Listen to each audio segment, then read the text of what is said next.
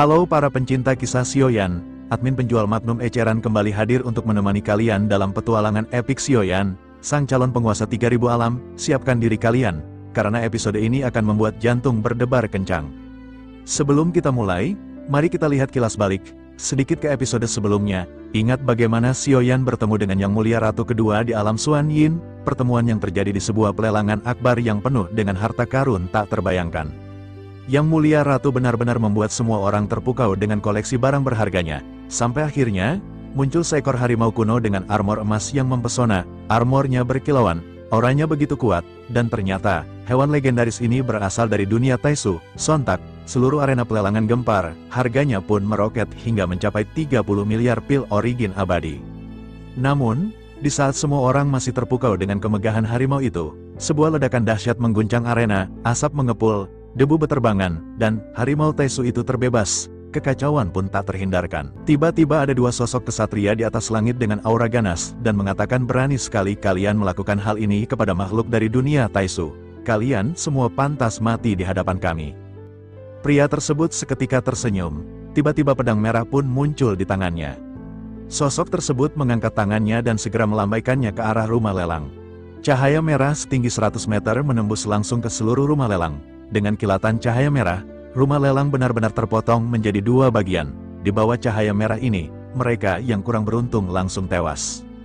Di peron, permaisuri berdiri dengan tenang, menatap ke arah langit. Tampaknya kedua orang ini benar-benar telah merusak mood permaisuri.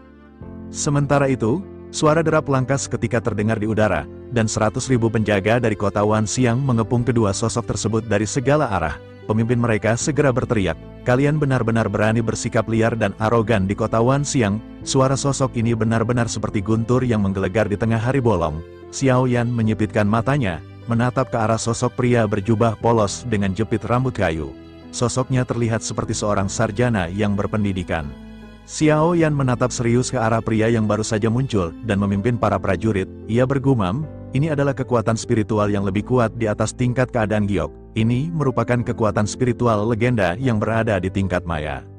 Xiaoyan benar-benar merasakan adanya intimidasi yang kuat dari kekuatan spiritual tersebut. Kekuatan ini memiliki sifat yang mutlak dan mematikan. Bahkan jika Xiaoyan menggunakan klon pemakan jiwa untuk berhadapan dengan kekuatan spiritual seperti itu, setidaknya ribuan jiwa akan langsung dihancurkan dalam sekali serang. Xiaoyan benar-benar tersentak. Ia tidak pernah menyangka akan bertemu dengan orang kuat yang kekuatan spiritualnya telah mencapai tingkat maya. Yang dulunya hanya rumor, kesenjangan kekuatan spiritual antara dirinya dan tingkat maya benar-benar terlalu jauh. Sementara itu, di udara, kedua sosok itu mendengus dingin dan tampak sama sekali tidak takut. Salah seorang di antara mereka segera berteriak, apakah ia benar-benar ingin mengancam kami dengan kekuatan spiritual tingkat maya? Mungkinkah ini juga merupakan modal yang mendominasi dirinya?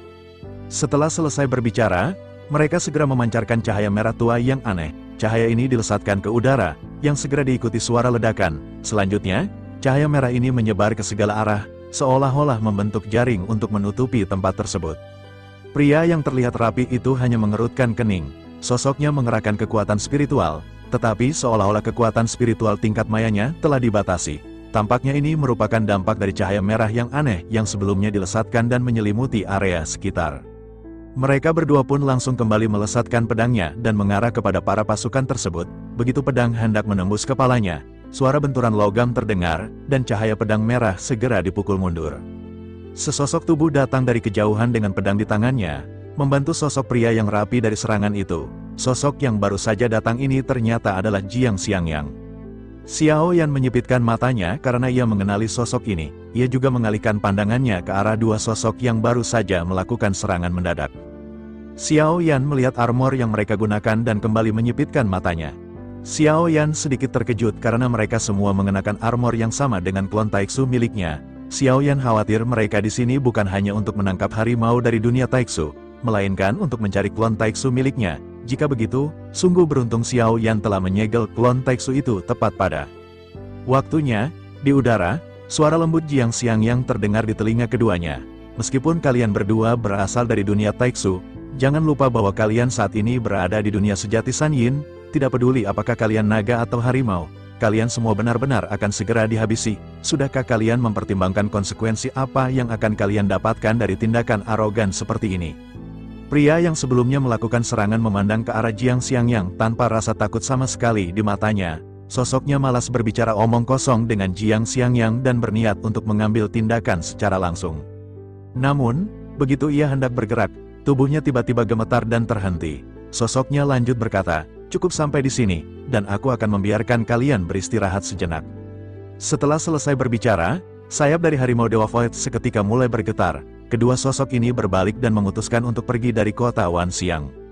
Namun, begitu pria tersebut bergerak, pedang dari Jiang Xiangyang segera dilesatkan ke arah sosok-sosok ini.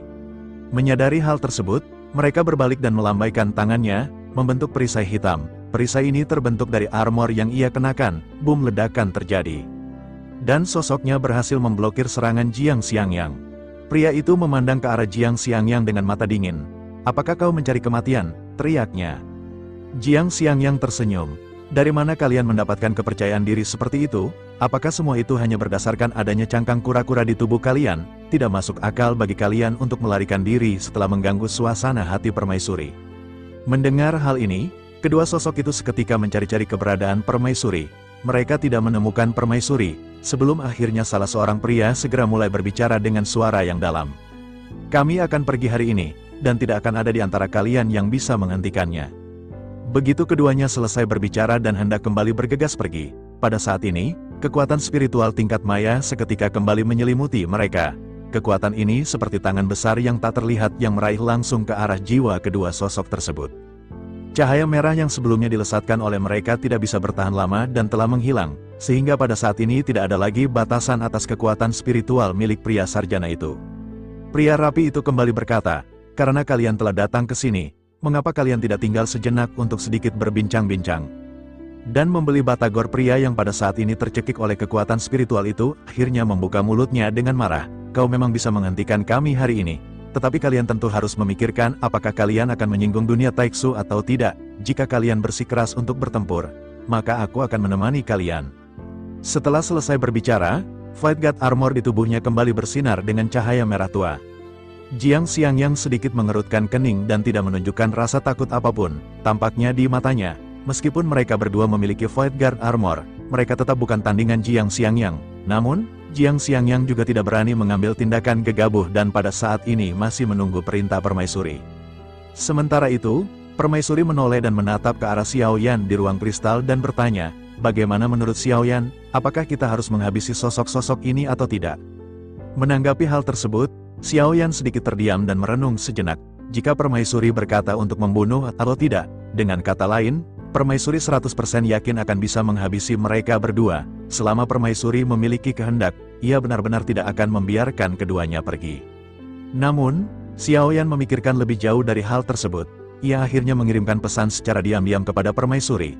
"Kita tidak perlu memperingatkan ular-ular ini. Musuh utama yang harus kita hadapi sekarang bukanlah orang-orang ini.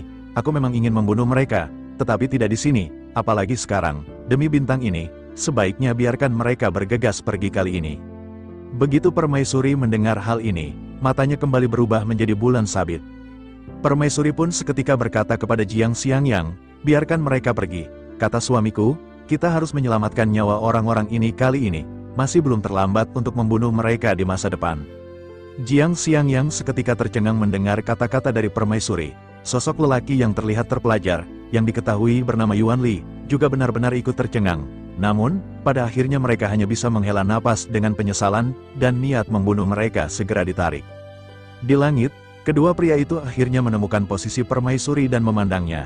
Mereka memiliki senyum yang dipenuhi dengan ledekan di sudut mulut masing-masing. Salah seorang di antara mereka segera mendengus dingin dan bergumam, sangat senang mengetahui bahwa dunia Taiksu bukanlah sesuatu yang bisa diremehkan oleh para semut. Mereka benar-benar pintar, dan kita akan bertemu lagi di masa depan. Setelah selesai berbicara, sayap dari harimau Dewa Void mengepak. Dalam sekejap mata, semuanya seketika pergi meninggalkan kota Wanxiang. Melihat hal tersebut, Jiang Xiangyang berkata dengan dingin, "Hampir saja aku memenggal kepala mereka dan mengorbankan mereka ke surga." Menanggapi hal tersebut, Yuan Li segera berbicara, "Lupakan saja, orang-orang dari Taiksu ini sangat pendendam. Jika mereka benar-benar terprovokasi, maka ribuan makhluk ini akan benar-benar marah atas kehancuran segala sesuatu di bintang ini." Jiang Xiangyang memandang ke arah Yuan Li dan berkata, "Menghindar bukanlah sesuatu yang dikatakan sebagai perlindungan. Yuan Li menoleh ke arah Jiang Xiangyang sebelum akhirnya berkata dengan sedikit serius. Ada perbedaan di antara kata-kata ini. Sesungguhnya, penghindaran juga merupakan sebuah perlindungan. Tidak peduli apapun, aku pada saat ini hanya mematuhi perintah dari permaisuri. Setelah selesai berbicara, Yuan Li segera melambaikan tangannya, dan banyak sosok seketika melesat menuju ke arah rumah lelang. Banyak sosok pada saat ini telah terpotong menjadi dua, dan para penjaga segera melakukan evakuasi. Dalam waktu kurang dari beberapa saat, rumah lelang akhirnya segera dikembalikan ke keadaan. Di sisi lain, Xiaoyan segera menoleh menuju ke arah permaisuri. Saat ini, permaisuri telah mengenakan jubah berwarna hitam sambil menggendong kelinci Bingyun. Kelinci Bingyun telah berubah menjadi ukuran kecil dan terlihat sangat manja di pelukan permaisuri. Xiaoyan akhirnya berjalan perlahan berdampingan dengan permaisuri menuju ke arah istana Chowking. Banyak pasang mata menatap ke arah mereka berdua dari kejauhan. Meskipun permaisuri mengenakan jubah, tampaknya semua orang tahu bahwa ini adalah sosok permaisuri mereka. Mereka memiliki mata berbinar, berharap untuk bisa melihat senyum permaisuri. Namun, setelah sekian lama memperhatikan, barulah pada akhirnya mereka menoleh ke arah sosok yang berada di samping permaisuri. Mata yang tak terhitung jumlahnya tertarik kepada Xiaoyan, dan Xiaoyan hanya bisa tersenyum pahit. Saat itu, permaisuri segera bertanya kepada Xiaoyan, "Bagaimana perjalananmu kali ini?" Xiaoyan menghela napas sebelum akhirnya bergumam, "Aku hampir mati." Permaisuri mengangkat sedikit alisnya sambil menepuk-nepuk kelinci Bingyun. Sosoknya lanjut berkata, "Apakah ini permasalahannya?" Kelinci Bingyun seketika merasa tegang dan berdebar-debar. Tepukan dari permaisuri ini merupakan tepukan yang tidak biasa, dan kelinci Bingyun merasa ada sesuatu. Sementara itu, Xiaoyan tertawa melihat ekspresi dari kelinci Bingyun. Kelinci Bingyun pun merasa kesal dengan apa yang sebelumnya dilakukan oleh Xiaoyan. Permaisuri memandang ke arah Xiaoyan sebelum akhirnya berkata, "Sepertinya perjalananmu tidak seburuk itu. Tetapi, meskipun kau telah dipromosikan, kau masih jauh dari tingkat keabadian. Oleh karena itu, aku ingin tahu, kapankah kau berencana pergi mengunjungi Suzuki kembaranmu?" Xiaoyan sedikit terdiam mendengar apa yang dikatakan oleh permaisuri. Bersamaan dengan hal tersebut, pada akhirnya mereka masuk ke dalam istana Chowking. Melihat Xiaoyan yang masih terdiam, permaisuri pun tersenyum lembut dan kembali meledeknya. "Karena kita sudah berada di dalam istana, aku bersedia melakukan apapun yang kau inginkan." Xiaoyan kembali tertegun dan membeku. Ia tampak seolah-olah ketakutan. Permaisuri tersenyum dan meledek ke arah Xiaoyan bahwa temperamennya benar-benar masih belum berubah. Xiaoyan buru-buru terbatuk 2 kali dan segera mengalihkan topik pembicaraan. Ia berkata, "Aku saat ini membutuhkan kekuatan. Dengan begitu, aku berharap bisa menemukan ciptaan dan menerobos ke tingkat keabadian."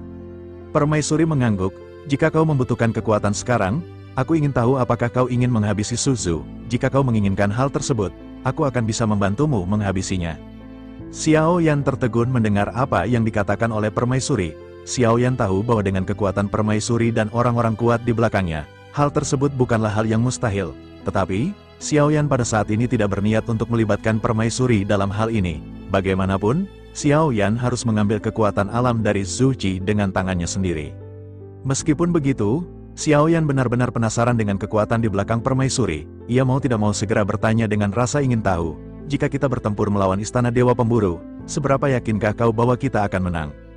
Permaisuri tersenyum lembut, berhenti sejenak, dan berdiri di hadapan Xiaoyan. Sosoknya lanjut berkata kepada Xiaoyan, "Untuk menghancurkan istana Dewa Pemburu, kau hanya perlu mengeluarkan sepatah kata. Hanya dengan sepatah kata dari suamiku, maka istana Dewa Pemburu akan rata."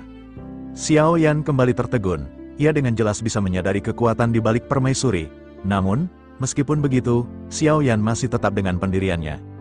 Xiaoyan menghela napas, tersenyum pahit sebelum akhirnya berkata, "Aku ingin melakukan sesuatu saat ini." Permaisuri mengangguk. Xiaoyan lanjut bertanya, "Bisakah aku pergi ke hutan belantara keabadian? Aku tidak tahu tempat seperti apa itu secara spesifiknya. Setidaknya, kau tentu mengetahui semua yang ingin ku ketahui. Dengan adanya informasi, aku akan bisa menyiapkan semuanya di dalam perjalanan." Apakah dia bisa melakukan perjalanan ke tanah hutan belantara keabadian? Mendengar pertanyaan itu, permaisuri segera menjelaskan bahwa tempat tersebut bukanlah hutan belantara biasa. Permaisuri berkata bahwa hutan belantara keabadian adalah lokasi di mana pertempuran dahsyat pernah terjadi di alam sejati Xuan Yin.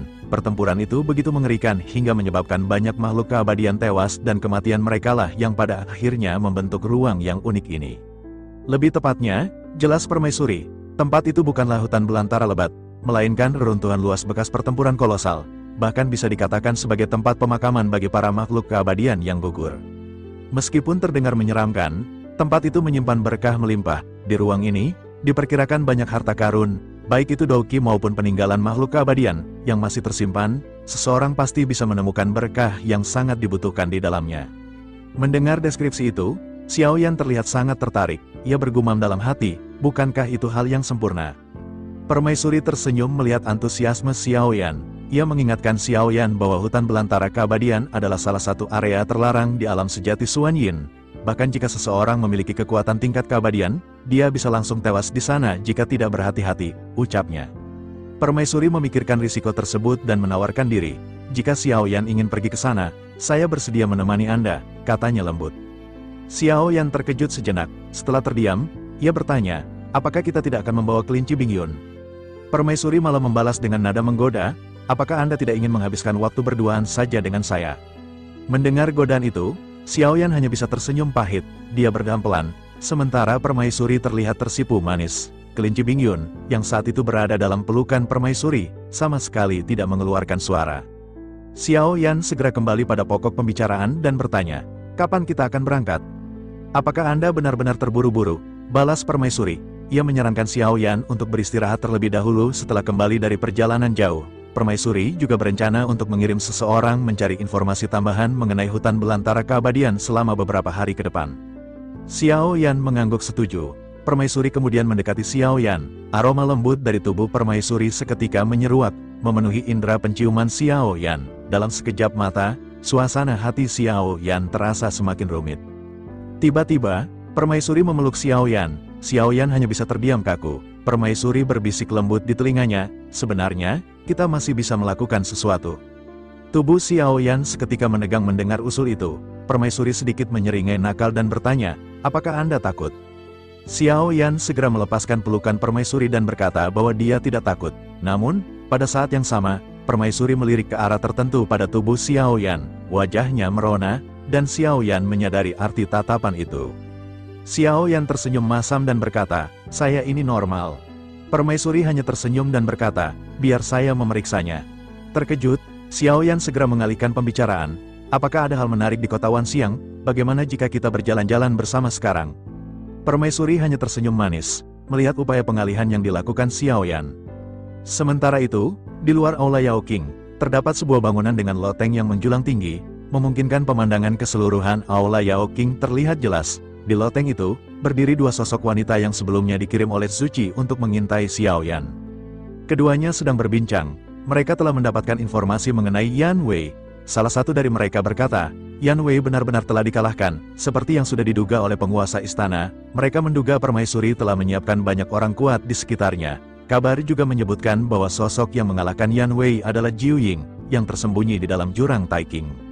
Sosok itu, yang dipanggil Taiking, menoleh ke arah Yu King, sosok yang baru saja berbicara. Keduanya berbincang santai sejenak, sebelum akhirnya mereka menatap ke arah gerbang masuk istana Yao King. Mereka melihat dua sosok berjalan keluar dari istana Yao King. Kedua wanita pengintai itu terkejut dan berteriak serempak, itu Permaisuri. Jarak Permaisuri dan Xiao Yan ke tempat mereka sekitar 1000 meter. Tiba-tiba, Xiao Yan mengangkat kepalanya dan menatap lurus ke arah kedua wanita itu. Hal ini membuat Tai King dan Yu King kaget. Mereka saling pandang sebelum akhirnya menghilang dari pandangan. Di bawah, Permaisuri segera menjelaskan kepada Xiao Yan, mereka adalah dua keabadian dari Istana Dewa Pemburu. Yang satu bernama Tai King, dan yang lainnya Yu King. Keduanya berada di langkah kelima keabadian, dan kekuatan tempur mereka tidak jauh berbeda. Xiao Yan menganggukkan kepalanya dan bertanya, kapan mereka datang ke sini? Permaisuri menjawab lembut bahwa mereka tiba sebelum kedatangan Xiao Yan. Xiao Yan sedikit tercengang, dia sempat mengira kedua wanita itu mengikutinya. Xiao Yan akhirnya bergumam, salah satu keabadian telah bertarung melawan saya dan berhasil melarikan diri. Permaisuri tampak terkejut, ternyata suamiku masih memiliki kekuatan seperti itu, katanya. Sejauh yang ia tahu, di antara 8 dewa keabadian di Istana Dewa Pemburu, yang terlemah pun berada di langkah kelima keabadian. Sepertinya saya telah meremehkan suami saya benar-benar tidak menyangka Anda masih memiliki kekuatan. Xiao Yan tersenyum pahit dan berkata, Yaner, hentikan pura-pura itu, saya tahu Anda sudah mengetahui semuanya. Permaisuri tersenyum dan menjelaskan bahwa keabadian yang melawan Xiao Yan bernama Yan Wei, seorang yang berada di langkah ke-6 keabadian. Permaisuri mengaku tidak menyangka bahwa Jiu Ying bersedia membantu Xiao Yan. Di atas aula, Tai King dan Yu King saling memandang, mencoba menenangkan pikiran meskipun keberadaan mereka telah diketahui. Wajah Tai King sedikit tegang. Bagaimana orang ini bisa menemukan kita? Tanyanya. Bahkan jika kekuatan jiwanya lebih kuat, kita sudah menyembunyikan aura. Mustahil dia menemukan kita secepat itu. Yu King juga mengerutkan kening dan bergumam, jika demikian, saya khawatir ini akan menjadi masalah jika kita terus mengikuti mereka. Keduanya merenung, mencari cara untuk mengatasi situasi ini. Setelah beberapa saat, Yu King berkata, saya khawatir kita telah ditemukan oleh permaisuri begitu tiba di bintang Wan Xiang, kita harus pergi dari sini sekarang, tidak ada gunanya terus mengikuti pergerakan permaisuri. Tai King tampak enggan, memandang Yu King dengan pandangan bahwa ia tidak menganggap permaisuri sebagai ancaman serius. Apakah kita harus pergi? Tanyanya, kita baru saja sampai, dan pergi tanpa melakukan apapun adalah hal yang sia-sia. Yu King sontak menatap Tai King dari atas ke bawah, ia berkata dengan nada marah, Tai King, Anda punya dada besar, tapi tidak punya otak, saya benar-benar tidak tahu bagaimana Anda bisa mencapai tempat Anda sekarang. Tai King menunduk, menatap dadanya yang memang menonjol, sesaat kemudian, dia berteriak, siapa bilang Tai King tidak punya otak? Keduanya kembali berdebat, namun, saat itulah cahaya dingin tiba-tiba melintas. Yu King dengan cepat mengulurkan tangan dan menangkap kilatan cahaya dingin tersebut. Begitu ia membuka telapak tangannya, sebuah slip batu giok muncul. Kedua wanita itu saling pandang dan berkata serempak, ini dari Tuan Istana. Pesan tersebut berisi bahwa ada hantu batin di istana, dan mereka telah diketahui. Keduanya terkejut menerima pesan dari Zhu Ji. Tai King menarik napas dingin dan bergumam, apakah benar ada hantu di istana? Mungkinkah yang dimaksud Tuan Istana adalah sosok yang ditanam oleh permaisuri di Istana Dewa Pemburu? Ekspresi Yu King menjadi serius. Saya sudah lama mendengar bahwa permaisuri pandai membuat perencanaan. Dia telah menghabiskan ribuan tahun untuk merencanakan segalanya, katanya. Saya khawatir, hantu batin di Istana Dewa Pemburu sudah ada sejak saat itu. Jika ini benar, bukankah semua situasi di Istana Dewa Pemburu berada di bawah kendali permaisuri? Tai King mendengus dingin. Dia awalnya mengira penyamaran mereka sempurna saat memasuki tempat ini. Mereka menekan semua aura dan berhasil masuk. Saya berpikir mungkinkah identitas kita diketahui karena penyamaran kita bocor. Tetapi saya tidak menyangka semuanya benar-benar sudah diketahui sejak awal. Tai King melanjutkan, saya dengar permaisuri sudah tewas. Dan mengapa dia bisa muncul kembali? Ini benar-benar hal yang luar biasa. Mungkinkah dia masih bisa dibangkitkan? Yu King perlahan menjelaskan bahwa bahkan jika seseorang sekuat permaisuri tewas, dia tidak akan langsung musnah dalam sekejap mata. Dia akan tewas perlahan-lahan dalam waktu yang sangat lama. Itulah yang akan terjadi, ujarnya. Tai King mengangguk, menyadari bahwa bagi seorang keabadian, jika tidak dilenyapkan secara total, dia tidak akan tewas secara singkat. Untuk benar-benar hancur, mereka memerlukan waktu yang panjang sebelum akhirnya menghilang sepenuhnya.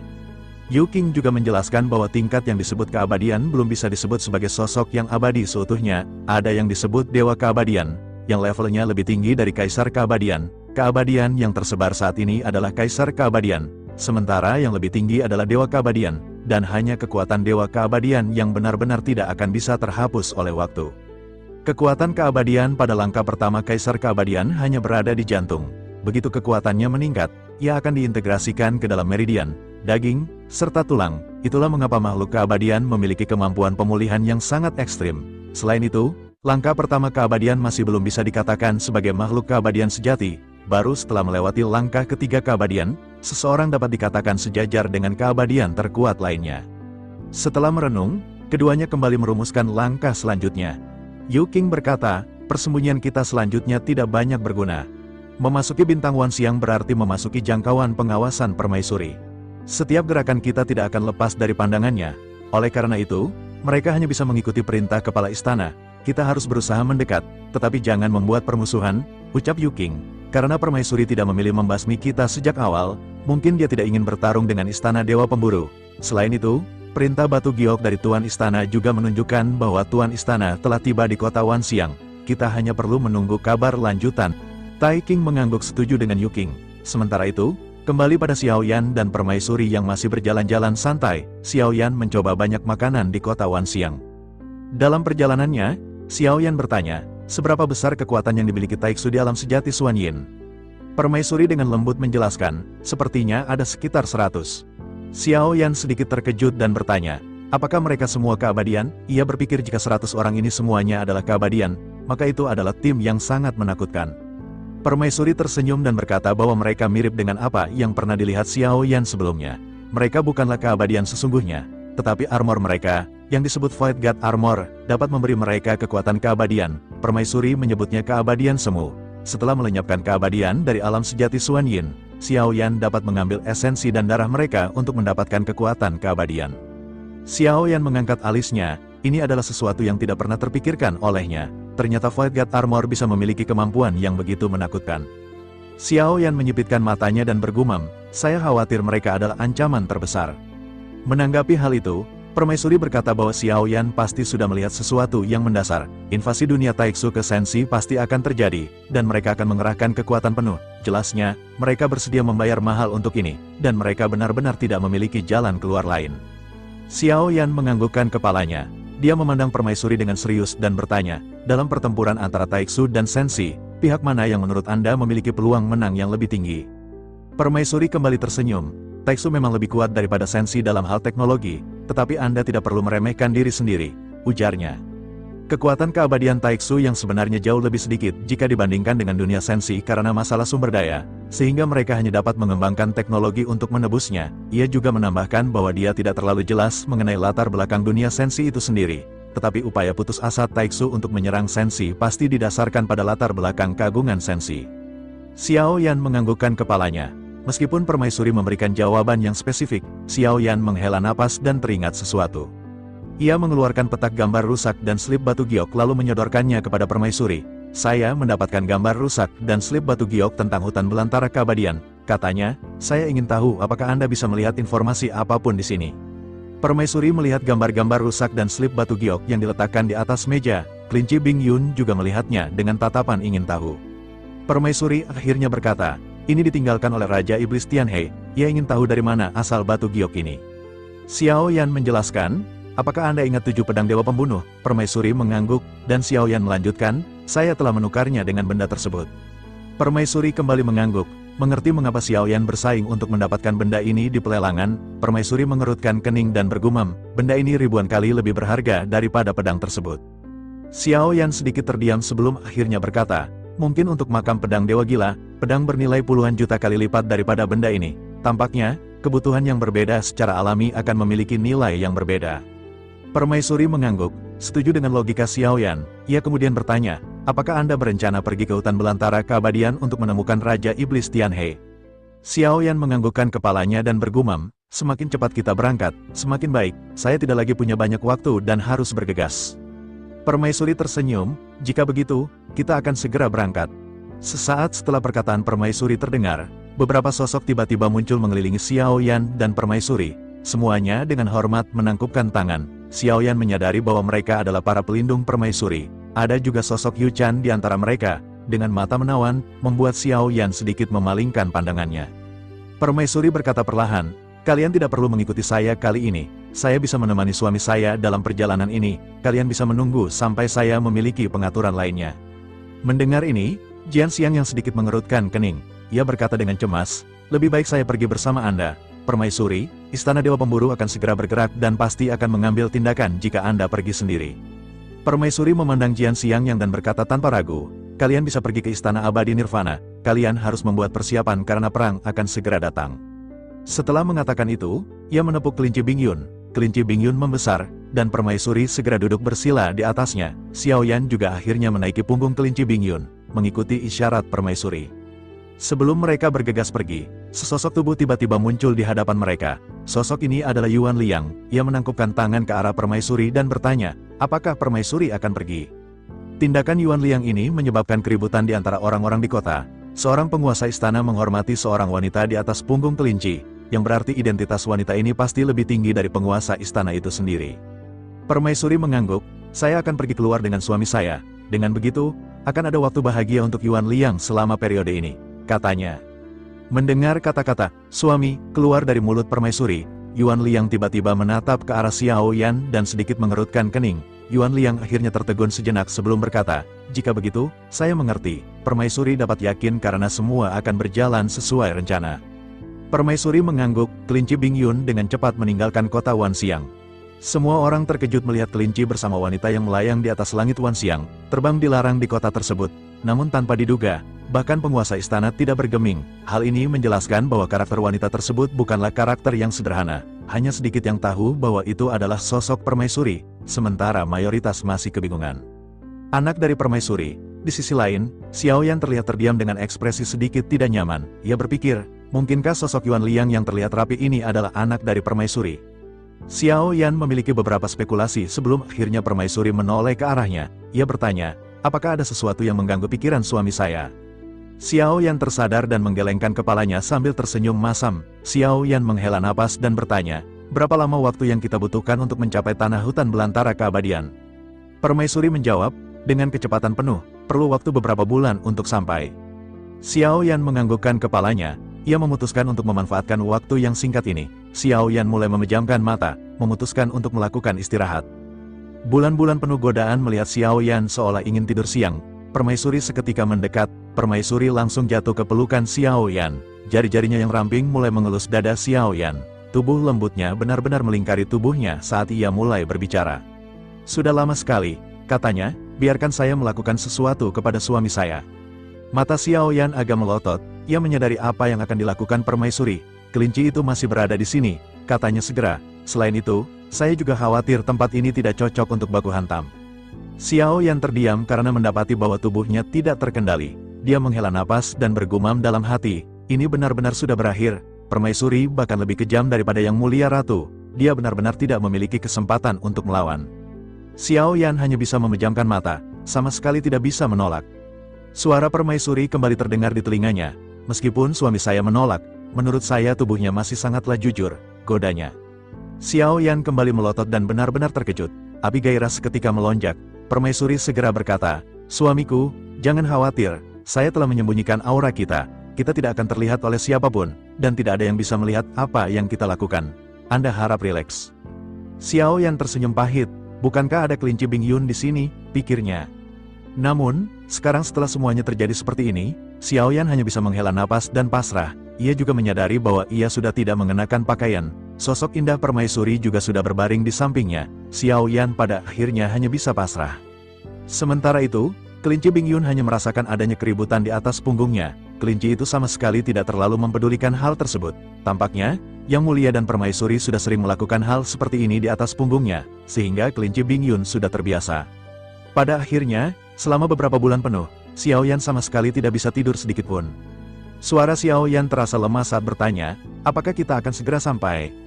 Permaisuri tersenyum dan berkata, suami saya masih pintar, waktu bahagia memang selalu berjalan dengan singkat, dan kita akan segera mencapai hutan belantara keabadian. Xiao Yan akhirnya menghela napas lega, ia bisa terlepas dari siksaan ini. Meskipun ini adalah kebahagiaan, hati Xiao Yan juga sedikit menderita. Namun, ia berpikir, kebahagiaan tetaplah sebuah kebahagiaan. Xiao Yan merasa senang, tetapi di satu sisi, ia juga merasakan perasaan bersalah. Xiao Yan yang saat ini tampak terlihat lemah, dia akhirnya mampu mengendalikan tubuhnya dan perlahan mengenakan pakaian. Ekspresi putus asa terungkap di wajahnya. Xiao Yan berkata, ada yang ingin saya lakukan. Permaisuri memandang Xiao Yan dengan tatapan menggoda dan tersenyum sebelum berbicara. Saya telah berbicara mengenai hal ini sebelumnya. Apapun yang diminta suami saya pasti akan memuaskannya. Mendengar hal itu, Xiao Yan melambaikan tangannya, dia menundukkan kepalanya dan bergumam dengan suara rendah, bisakah Yaner merahasiakan permasalahan ini demi saya? Permaisuri menepuk bahu Xiao Yan dan bertanya, apa yang Anda takutkan? Saya tahu Anda pasti memiliki banyak istri dan selir di dunia sensi, tetapi sensi adalah sensi, dan dunia sejati Xuan Yin tetaplah dunia sejati Xuan Yin. Anda tidak perlu khawatir karena saya akan bertanggung jawab mengenai semua ini. Xiao Yan hanya terdiam sambil menghela napas. Tiba-tiba, permaisuri menundukkan kepalanya dan bergumam, maafkan saya sebenarnya tidak mau melakukan hal tersebut, tetapi Anda benar-benar terlalu menggoda. Saya tidak bisa menahannya, dan semua ini benar-benar kesalahan saya. Xiao Yan tetap terdiam. Permaisuri kembali mendekat ke arahnya. Tubuh Xiao Yan kembali tidak bisa digerakkan, dan ia tampak seolah-olah mati rasa. Xiao Yan terkejut di dalam hatinya, wanita yang mulia benar-benar bisa memakan orang. Tiba-tiba, kehampaan di hadapan mereka berubah. Xiao Yan melihat banyak sosok yang muncul. Terkejut, ia bertanya, mengapa tempat ini begitu ramai? Apa ada pembagian banso? Permaisuri tersenyum tipis dan menjelaskan, tentu saja, sayalah yang menyebarkan berita tentang Raja Iblis Tianhe. Xiao Yan menatap permaisuri dengan penuh kebingungan, ini adalah rahasia saya sendiri. Mengapa berita ini harus disebarkan untuk menarik semua orang? Permaisuri kembali berkata, Apakah Anda ingat yang saya katakan sebelumnya? Selain itu, di hutan belantara keabadian ini, tidak hanya ada binatang penjaga yang merupakan ancaman besar. Xiao Yan mengerutkan kening dan bertanya, apakah ada yang lebih kuat dari binatang penjaga di tempat ini?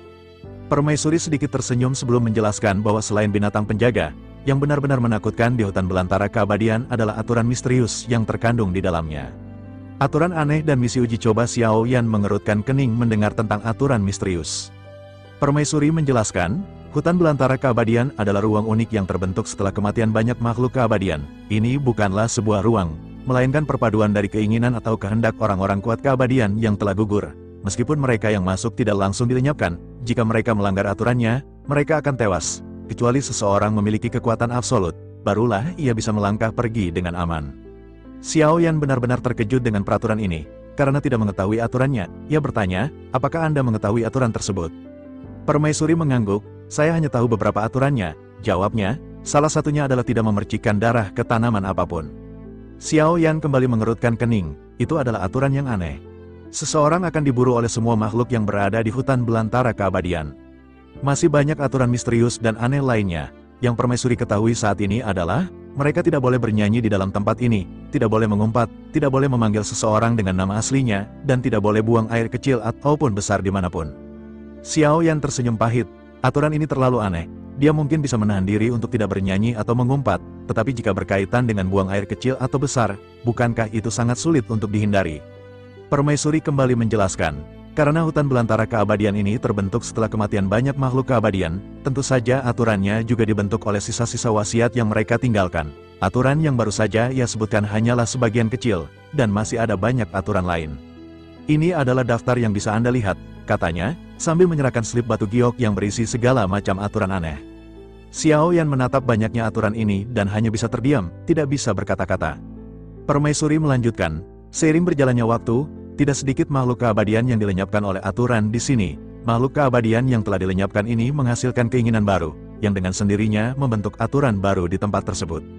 Tujuan permaisuri menyebarkan berita mengenai Raja Iblis Tianhe adalah untuk membiarkan orang-orang ini melesat lebih dulu. Dengan cara inilah kita akan bisa mempelajari aturan baru yang perlu kita ketahui, jelasnya. Xiao Yan akhirnya menyadari bahwa inilah tujuan utama permaisuri, ia menganggukkan kepalanya. Permaisuri bertanya, apakah Anda sudah menghafal semua peraturannya? Xiao Yan mengangguk tipis, permaisuri segera mengajak mereka berangkat. Kelinci Bingyun membawa keduanya bergegas ke dalam kehampaan yang berwarna-warni. Kehampaan mulai berputar sebelum akhirnya menelan strategi baru di belakang mereka. Masih banyak orang yang tersebar, mereka baru saja datang, tetapi memilih untuk tidak segera masuk. Mereka tampak ragu-ragu dan menggertakkan gigi sambil menatap ke arah kehampaan. Ada juga dua sosok yang sebelumnya mengikuti Xiao Yan, Yu Qing dan Tai Qing, keduanya terlihat terdiam. Yu Qing menggelengkan kepalanya dan bertanya, apa yang harus kita lakukan? Apakah kita harus mengikutinya atau tidak?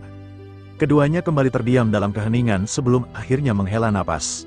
Yu Qing berkata, saya hampir tewas di dalamnya saat terakhir kali ke sini. Saat ini, kita tidak siap untuk apapun, dan kita pasti akan tewas jika kita memaksakan masuk. Tai Qing, meskipun belum pernah memasuki hutan belantara keabadian, pernah mendengar tentang tempat terlarang ini. Ia bertanya, apakah kita harus menunggu di tempat ini? Yu Qing bergumam, itu adalah satu-satunya cara yang bisa kita lakukan. Yu Qing menundukkan kepalanya, mengingat pengalamannya. Saya sudah sangat berhati-hati ketika masuk, namun saya masih melanggar aturan. Aturan ini benar-benar tidak terbayangkan. Saya bertemu dengan seorang bajingan, dan saya mengumpat secara tidak sengaja. Saya telah melanggar aturan yang ada, dan segala sesuatu di hutan belantara seketika menjadi musuh saya. Untungnya, saya cukup beruntung untuk melarikan diri dengan selamat. Jika tidak, saya benar-benar akan menjadi nutrisi bagi orang-orang di sana. Tai Qing menggelengkan kepalanya berkali-kali. Ia bergumam, jika begitu, kita tidak bisa pergi. Mungkin masih banyak aturan lain di sana, dan kita harus mengetahui peraturan itu terlebih dahulu jika kita ingin masuk. Yu Qing menganggukkan kepalanya dan menghela napas. Saat itu, seberkas cahaya kembali melonjak ke arah mereka. Keduanya terkejut dan kembali menangkap cahaya tersebut, yang ternyata merupakan perintah dari Zuci. Keduanya melihat sekeliling, tidak menemukan keberadaan Zuci, tetapi mereka yakin kemunculan surat ini kemungkinan besar berarti Zuci berada di tempat ini. Mereka menghela napas dan segera melihat isi pesan tersebut. Pesan itu memerintahkan mereka untuk memasuki hutan belantara keabadian. Ada juga beberapa baris kata-kata dengan banyak informasi rumit, aturan-aturan yang berada di tempat ini. Begitu selesai membaca aturan-aturan tersebut, keduanya saling memandang dan terdiam. Mereka berpikir, sepertinya kali ini sangat mustahil bagi kita untuk tidak memasuki tempat tersebut. Keduanya akhirnya memutuskan untuk menghafal aturan yang tertera di token batu giok. Bersamaan dengan itu, ada tatapan diam yang menatap ke arah kedua sosok ini. Sesaat kemudian, sosok itu bergumam dengan suara yang rendah. Jika Xiao Yan melihatnya, dia pasti akan mengenalinya sekilas. Orang ini tidak lain adalah Yong He, yang sebelumnya pernah bertemu dengan Xiao Yan. Namun, ekspresi Yong He saat ini tampak berbeda. Dia bergumam, "Saya ingin melihat apa tujuan mereka ke tempat ini." Begitu menyelesaikan perkataan itu, ekspresinya tiba-tiba berubah saat ia kembali berbicara. Orang ini terlalu berhati-hati. Tampaknya, kita harus menggunakan cara lain untuk mendekati sosok tersebut. Selain itu, jika memang ada kesempatan, yang terbaik adalah menghabisinya di dalam. Kembali pada Xiao Yan yang saat ini telah memasuki hutan belantara keabadian.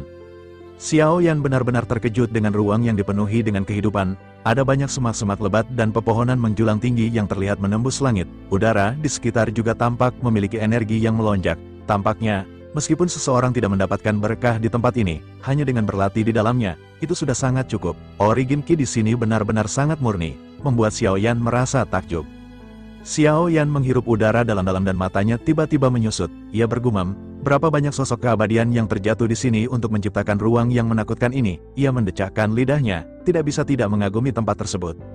Permaisuri menjelaskan, alam sejati Xuan Yin mengalami perang yang menghancurkan yang sangat besar, hingga banyak makhluk keabadian di dalamnya tewas. Xiao Yan mengerutkan kening dan hanya bisa menghela napas. Ternyata kebanyakan dari mereka yang musnah merupakan tingkat keabadian. Pantas saja tempat ini benar-benar dipenuhi dengan banyak energi yang sangat melimpah. Xiao Yan melihat sekeliling, ia menemukan banyak makhluk hidup dan pepohonan yang tak terhitung jumlahnya memiliki ukuran yang sangat besar.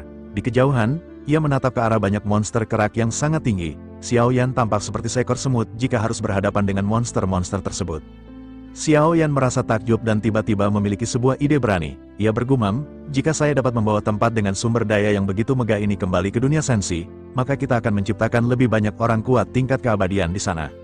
Permaisuri tersenyum dan bergumam, Anda benar-benar berani memikirkan hal tersebut, saya ingin melihat bagaimana Anda bisa melakukannya. Xiao Yan tersenyum pahit karena secara alami ia hanya sedang mengawang-ngawang. Ia menghela napas, jika itu adalah makhluk hidup, mungkin akan ada jalan bagi saya untuk melakukannya. Tetapi saya tidak memiliki kemampuan luar biasa untuk memindahkan ruang. Permaisuri kembali tersenyum dan berkata, mungkinkah Anda berpikir bahwa tempat ini benar-benar tempat sesungguhnya? Tempat ini dapat dikatakan hanyalah sebagai makhluk hidup yang sangat besar. Jika begitu, bukankah Anda bisa melakukannya? Xiao Yan menggelengkan kepalanya, ia benar-benar terkejut. Apa yang dikatakan permaisuri ini langsung menumbangkan pemahamannya tentang makhluk hidup. Bagaimana mungkin ada makhluk hidup yang sebesar ini? Tanyanya tanpa sadar. Permaisuri terlihat sedikit serius dan berkata, jika Anda memiliki cukup kesempatan, maka Anda mungkin akan bisa berbicara dengannya. Xiao Yan sedikit terdiam, menatap permaisuri yang tampak tidak bercanda. Ia merenung dan kembali melihat ke sekeliling. Ia menyadari ada banyaknya binatang buas dan betapa luasnya tempat ini. Sesaat kemudian, Xiao Yan menekan pemikirannya dan memutuskan untuk memanfaatkan keadaan. Dia duduk bersila dan mulai menyerap origin Ki murni di hutan belantara keabadian. Saat ini, sumber energi di lautan bintang Xiao Yan telah mengandung 400 juta origin Ki agung. Untuk menerobos Dou Ki bintang 9, dibutuhkan setidaknya 600 juta, masih ada 200 juta yang tersisa. Xiao Yan benar-benar harus memanfaatkan hal tersebut. Namun, dengan ratusan juta bintang di tubuhnya, setidaknya ia membutuhkan ratusan tahun untuk mengembunkannya. Xiao Yan terus-menerus menyerap energi yang terkandung di tempat tersebut dengan gila-gilaan. Kecepatan ini sudah sangat menakutkan. Namun ia tidak puas. Ia tahu peningkatan pesat seperti itu hanya bersifat sementara. Setelah berhasil memadatkan hingga puluhan juta bintang origin Ki, kecepatan kultivasinya juga akan melambat. Xiao Yan membutuhkan harta karun dan penciptaan yang lebih kuat, dan pertempuran akan lebih diperlukan selama pelatihan. Namun, ketika memikirkan hal ini, Xiao Yan sedikit terdiam. Meskipun ada banyak binatang buas yang tak terhitung jumlahnya, karena adanya banyak aturan, Xiao Yan pada akhirnya tidak bisa memburu binatang buas sama sekali. Aturan ini tertera di dalam batu giok. Xiao Yan bergumam, sungguh sangat disayangkan, saya tidak bisa menghabisi makhluk hidup di tempat ini.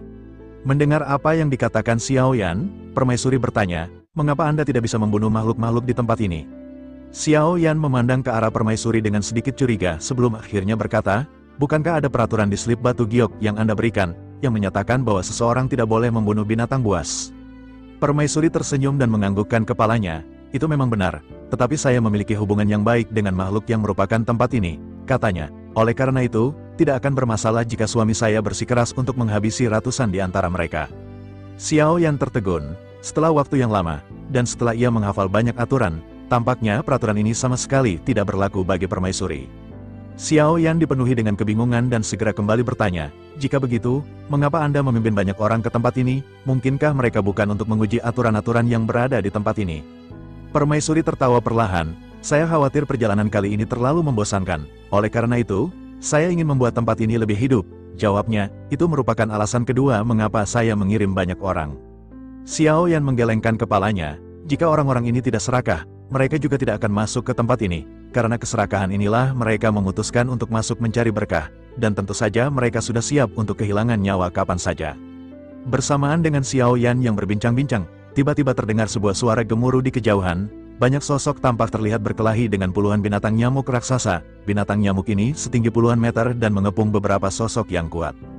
Xiao Yan mengerutkan kening, ia bisa mengetahui bahwa yang terkuat di antara mereka berada di langkah pertama keabadian. Di bawah serangan banyak monster nyamuk raksasa, mereka semua langsung dihabisi dalam beberapa tarikan napas, tubuh mereka dikoyak, dan semakin banyak binatang yang menghancurkan tubuh mereka.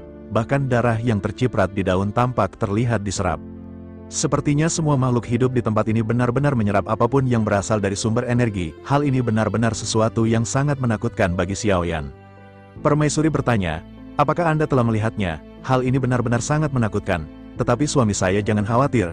Saya di samping Anda, dan saya akan memblokir aturan ini untuk Anda." Xiao Yan hanya bisa tersenyum dan mengucapkan terima kasih kepada permaisuri.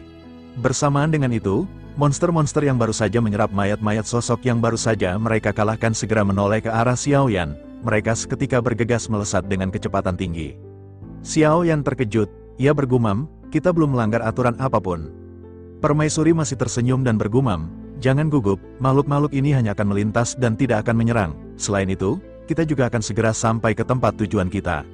Xiao Yan menyipitkan matanya, dan perkataan permaisuri terbukti benar. Monster nyamuk raksasa yang tak terhitung jumlahnya itu hanya melesat melewati Xiao Yan tanpa menyerang. Xiao Yan menghela napas, pulih dari ketakutannya. Ia berpikir, meskipun saya menggunakan semua klon milik saya, tampaknya saya tidak akan bisa bertahan lama jika tidak ada permaisuri. Mungkin saya juga sudah menjadi mayat. Xiao Yan memandang ke arah permaisuri dan memiliki sedikit kekaguman di hatinya. Bersamaan dengan Xiao Yan yang semakin tenang, sesosok tubuh tiba-tiba datang dari kejauhan. Sebuah suara terdengar di telinga Xiao Yan, "Kebetulan sekali, kita kembali bertemu." Xiao Yan mendengar suara yang sedikit familiar dan seketika menoleh. Ia segera menemukan bahwa sosok ini adalah sosok yang ditemuinya sebelumnya, yakni Yong He. Yong He terlihat duduk bersila di atas labu, dan wajahnya menunjukkan ekspresi bahagia. Xiao Yan berkata dengan dingin, "Mungkinkah ini hanyalah sebuah kebetulan?"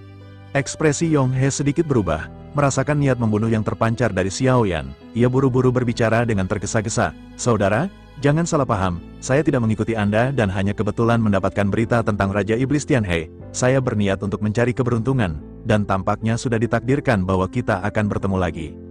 Xiao Yan tersenyum sinis, "Apakah itu memang benar? Jika begitu, maka biarkan saya untuk mencari jiwa dan melihat apakah itu benar-benar sebuah kebetulan." Begitu selesai berbicara, sosok Xiao Yan seketika melesat, sayap dewa muncul di belakangnya, dan Xiao Yan juga melesatkan pedang berat misterius. Ekspresi Yong He berubah, sosoknya seketika melesat mundur. Xiao Yan segera melesatkan teknik pedang berat pelahap guntur api.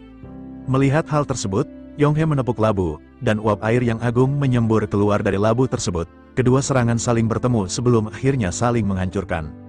Xiao Yan bersiap untuk kembali melakukan serangan, sementara Yong He kembali menepuk labu miliknya. Labu ini kembali mengeluarkan cairan yang langsung menyelimuti tubuh Xiao Yan. Xiao Yan melonjakkan api dari tubuhnya sebelum akhirnya cairan tersebut benar-benar diuapkan. Namun, begitu uap ini menghilang, Xiao Yan menyadari bahwa Yong He telah pergi. Xiao Yan menggertakkan giginya dan kembali ke arah kelinci Bingyun. Ia bergumam, "Saya benar-benar tidak tahu dari mana orang ini berasal, entah dia dari istana Dewa Pemburu, atau ia datang ke sini atas perintah orang lain. Namun, opsi pertama tampak lebih masuk akal bagi saya. Saya khawatir sosoknya masuk ke tempat ini bukanlah untuk mencari warisan, melainkan untuk mendekati atau mungkin berniat untuk mendekati permaisuri. Saya harus waspada." Permaisuri memandang ke arah Xiao Yan. Dia telah menyadari keanehan di wajahnya. Permaisuri segera berkata, "Semuanya seperti yang Anda duga. Orang yang baru saja muncul adalah klon dari Zuchi, penguasa istana Dewa Pemburu." Xiao Yan seketika terkejut. Ia tanpa sadar bertanya, "Mungkinkah itu benar-benar klon yang dimiliki oleh Zuchi? Pantasan saja saya merasa adanya sesuatu yang aneh dari aura orang tersebut, tetapi saya tidak pernah menyangka bahwa itu adalah klon milik Zuchi." Permaisuri tersenyum dan kembali menjelaskan, dia memiliki lebih dari sekedar klon ini. Dan ada satu hal yang sama dengan Anda, kekuatan tubuh aslinya tidak bisa lagi ditingkatkan, sementara kekuatan klonnya lebih kuat daripada tubuh aslinya.